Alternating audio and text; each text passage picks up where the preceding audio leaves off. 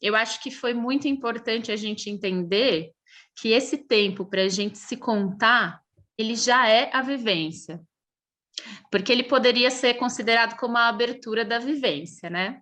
E até de algum modo no nosso roteiro ele é. Mas ele já é a vivência. A gente se contar e a gente se ouvir já é a vivência se a gente estiver de fato disponível a ouvir o outro, se a gente estiver de fato disponível a se contar como quem conta uma história, como quem conta poesia, né? Não se contar assim, eu nasci no ano tal, tananã, tananã, tananã, todos os meus acontecimentos, minhas profissões e os meus diplomas. É se contar a partir de um outro lugar, né? E é disso que a gente está falando, justamente disso que a gente está falando.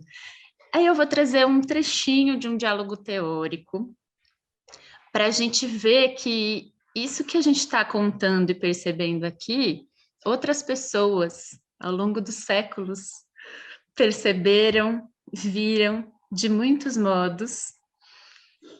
E isso também é ciência, isso também é escrita, isso também é partilha, isso também são histórias, né? Tem muitas pessoas aqui com quem eu já conversei muito sobre a escrita acadêmica, e então eu acho importante a gente fazer isso dessa forma mesmo fluida e casada, para a gente entender que quando a gente chama um autor, quando a gente chama Walter Benjamin para conversar com a gente está chamando Walter Benjamin como a gente chamou, Carol, vem se apresentar. Maite, vem aqui, o que você tem para dizer para a gente? A gente está convidando para a roda. E eu vou convidar alguns autores aqui para a roda. Eu ia fazer uma passagem mais assim entre eles, mas eu vou convidar nas palavras deles. Vou ler alguns autores aqui para vocês que vão vir para a roda.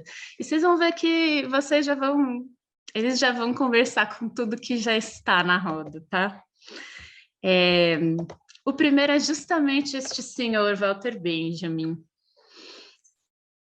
Ele diz o seguinte: é como se estivéssemos privados de uma faculdade que nos parecia segura e inalienável, a faculdade de intercambiar experiências.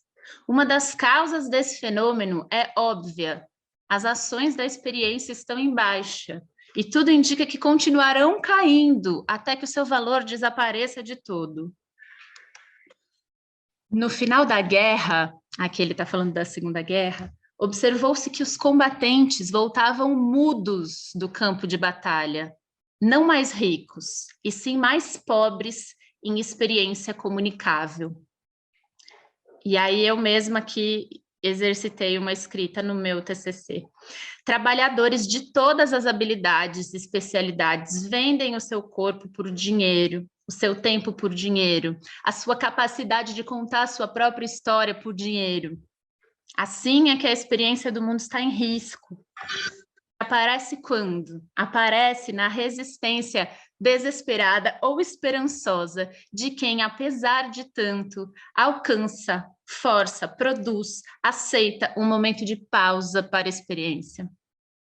E aí, nas palavras do Jorge La Rosa, quem eu convido para a Rosa, para a roda, para a Rosa, para a roda da Rosa, o La Rosa, a experiência, a possibilidade de que algo nos aconteça ou nos toque, requer um gesto de interrupção, um gesto que é quase impossível nos tempos que correm.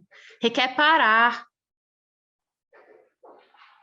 para pensar, parar para olhar, parar para escutar, pensar mais devagar, olhar mais devagar, escutar mais devagar, parar para sentir, sentir mais devagar, demorar nos detalhes, suspender a opinião, suspender o juízo, suspender a vontade, suspender o automatismo da ação, cultivar a atenção e a delicadeza, abrir olhos e ouvidos, falar sobre o que nos acontece, aprender a lentidão, escutar os outros, cultivar a arte do encontro, calar muito, ter paciência e dar-se tempo e espaço.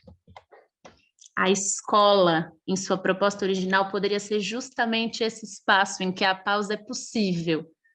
Se a gente pensar na forma escola, na ideia da escola como tempo livre,